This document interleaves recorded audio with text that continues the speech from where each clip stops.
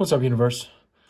I've got here the Shad Glide, and I was at Mike's event over the weekend, and a couple of you fellows asked me how to properly tune this bait as well as other glide baits. So I'm going to go through 4 or 5 things that I'd like to do with these glide baits to get them swimming the way that I'd like to swim them. The nice thing with Mike's baits, along with a couple others on the market, is they've got this removable pin, and that will allow you to get to the joints and tune this thing the way you'd like it. So the first thing that I try to look at is I'm going to look at the joint here, and I'm going to look at the tail and how far it swings to each side.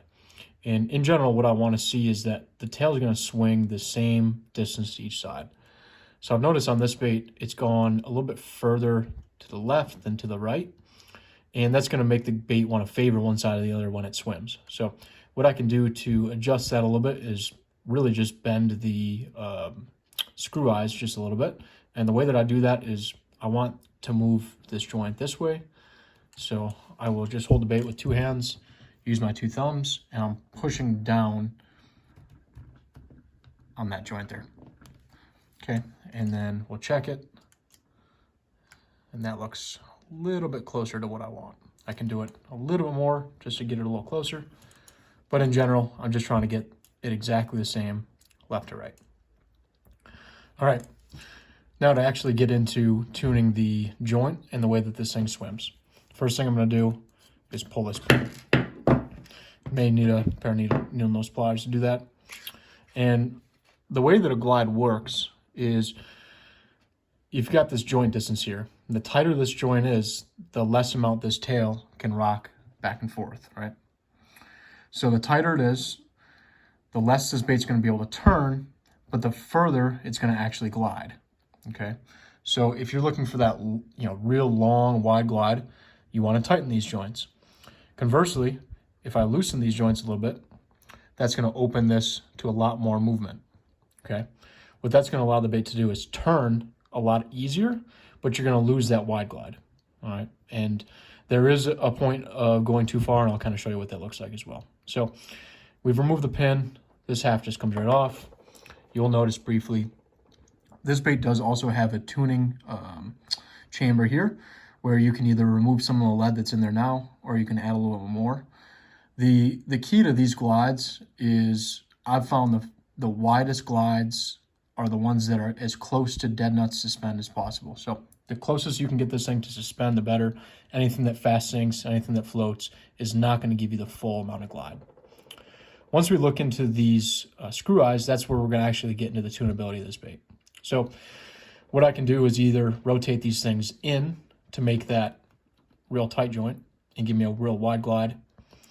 And the thing that you need to be careful of is you can screw these guys in, and when you go to swim it, watch and see how it swims. A lot of times if you got this thing too tight, it will either basically just almost glide straight, so it won't turn that 90-degree turn. And on a straight retrieve, it'll kind of just barely bob its head. It'll really like almost slalom as opposed to swim.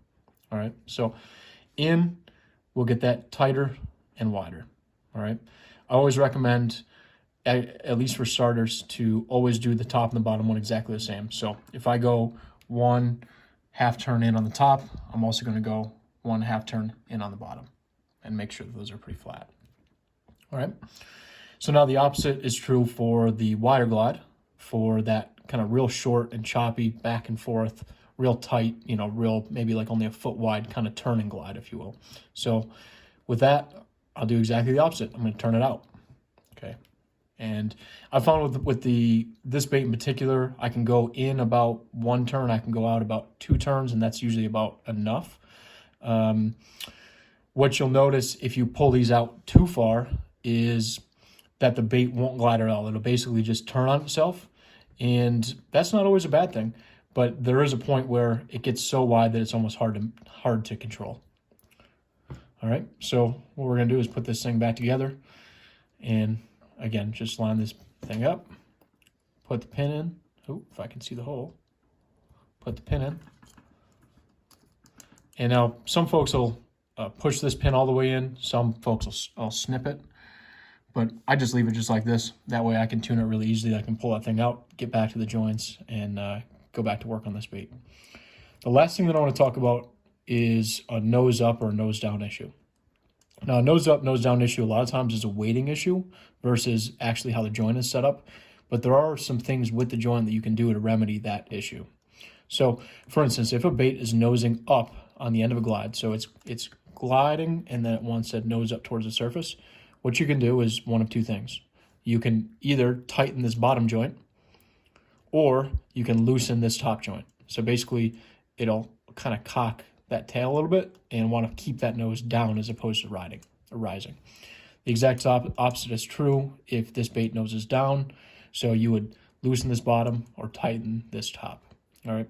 In general, again, I always recommend, especially if this is your first time tuning a glide bait, to do them both the same way. But if you do have that nosing issue, or you do have issues of rising and falling or gliding to the surface, you can definitely address that with the joints.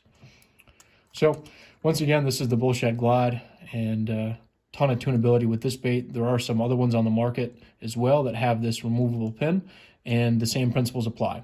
Tighter joint, wider swim, looser joint, real tight, sharp swim. So there you go. Let me know if you have any questions.